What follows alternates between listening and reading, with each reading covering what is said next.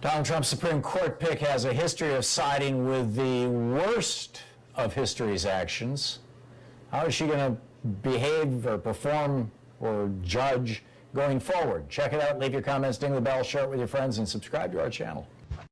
Handmaiden Amy that Donald Trump wants to put on the Supreme Court. Not only was she part of the conspiracy to steal the 2000 election for George W. Bush, along with Brett Kavanaugh and John Roberts.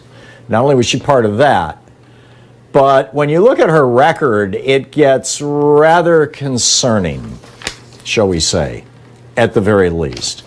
This is from a piece by Terry Schwadron, who is a reporter with DC Reports. And he writes, I'll just read it to you. It's pretty straightforward stuff. He says, can job applicants sue employers whose policies have a disproportionately deleterious effect on older people? Barrett said no.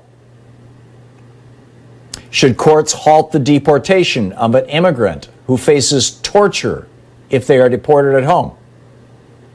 Barrett said no. Should the courts protect refugees who have been denied asylum on the basis of prejudice and xenophobia, not on the quality of their refugee claim? Barrett said no. Should the courts shield prisoners from unjustified violence by correction officers? If guards in prisons routinely beat or rape prisoners, should the courts intervene? Barrett said no.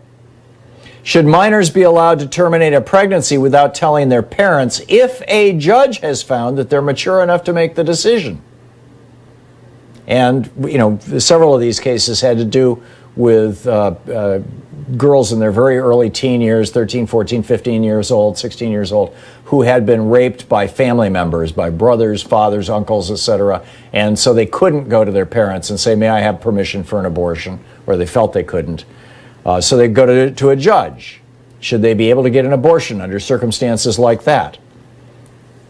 Handmaiden Amy Barrett said no. Should women be permitted to obtain an abortion if they discover that the fetus has a severe abnormality?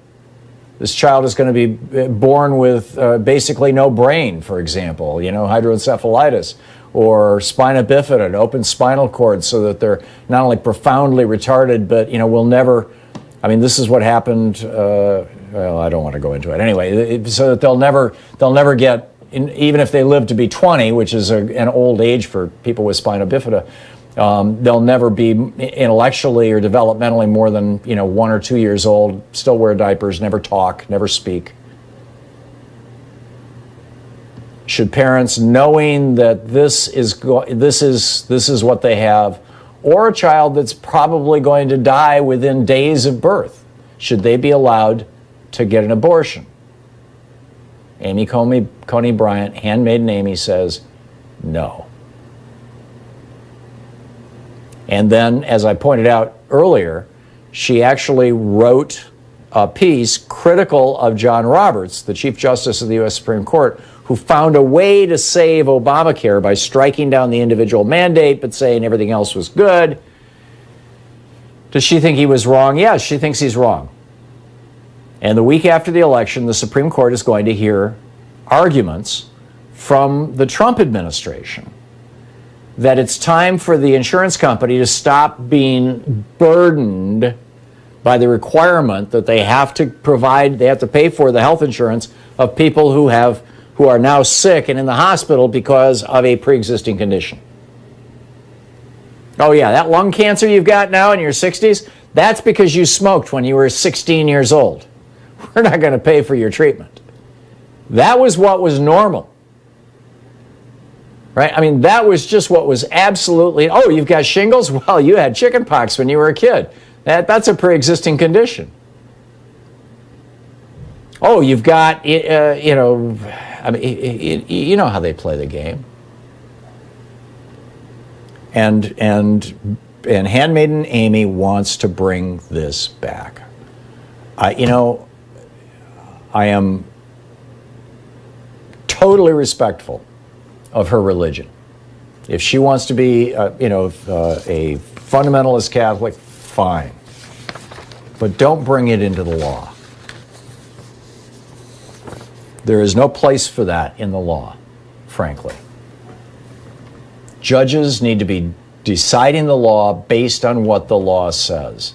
And by the way, the law says right now, of course, it was law created by the Supreme Court in Roe v. Wade and Casey v. Planned Parenthood v. Casey, but the law says basically, first trimester of a pregnancy, you can get an abortion.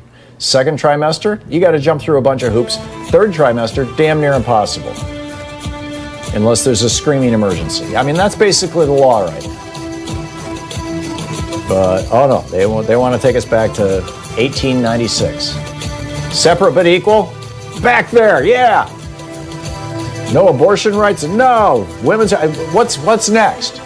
Women have to have their father or their husband's signature to get a credit card. Should we go back to 1972? You're listening to the Thom Hartmann Program. Call 202-808-9925. After all, the handmaid cult that she's part of says that, she has to defer to her husband. And that was the rationale back in 72.